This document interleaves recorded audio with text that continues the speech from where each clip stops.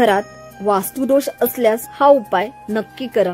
मित्रांनो, वास्तुदोषाचा त्रास होत असल्यास आपण घराच्या आग्नेय कोपऱ्यामध्ये अर्थात पूर्व दक्षिण कोपऱ्यामध्ये होळीची राख पसरवावी। त्यामुळे घरातून नकारात्मक ऊर्जा दूर होईल। दुकानाच्या किंवा ऑफिसच्या जागीही हा प्रयोग करावा, ज्यामुळे नक्कीच वास्तुदोष दूर होण्यास मदत होईल व शुभ फलिते आपल्याला प्राप्त होतील।